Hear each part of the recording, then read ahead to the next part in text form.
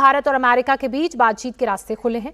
इस बीच अमेरिका के वित्त मंत्री स्कॉट बेसेंट ने कहा है कि राष्ट्रपति ट्रंप और पीएम मोदी के आपसी रिश्ते बेहद अच्छे हैं और इसका समाधान निकल आएगा। वित्त मंत्री ने यह भी कहा कि रूस के साथ क्रूड ऑयल खरीदने के अलावा दूसरे भी मुद्दे हैं, लेकिन आखिरकार हम साथ मिलकर इसका हल निकाल लेंगे।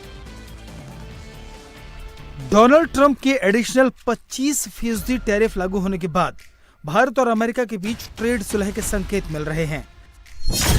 सरकारी सूत्रों के मुताबिक भारत और अमेरिका के बीच बातचीत का रास्ता खुला है और दोनों देशों के पुराने संबंधों को देखते हुए ये समस्या समय के साथ सुलझ जाएगी। इस बीच अमेरिका की तरफ से भी बातचीत के संकेत मिले हैं।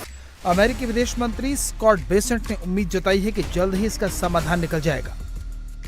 Trump and Prime Minister Modi have very good relationships at that level. And it's not just over the Russian oil. The Indians came in very early after Liberation Day to start negotiating on tariffs, and we still don't have a deal. I thought that we would have a deal in May, June. I thought India could be one of the earlier deals. And they've kind of tapped us along in terms of the negotiations.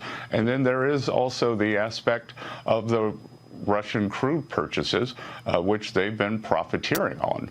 So it's there are many levels going on here. I do think India is the world's largest democracy. U.S. is the world's largest economy. I think at the end of the day, we will come together. हालांकि अमेरिकी वित्त मंत्री ने रुपये की गिरती कीमतों का मजाक भी उड़ाया।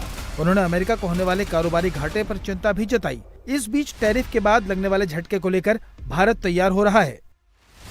सरकार ने तय किया है कि दूसरे देशों के साथ फ्री ट्रेड एग्रीमेंट पर जोर दिया जाएगा। घरेलू खपत बढ़ाकर एक्सपोर्ट को लगने वाले झटके में कमी लाने की कोशिश होगी। जीएसटी सुधार लागू करके घरेलू खपत बढ़ाई जाएगी।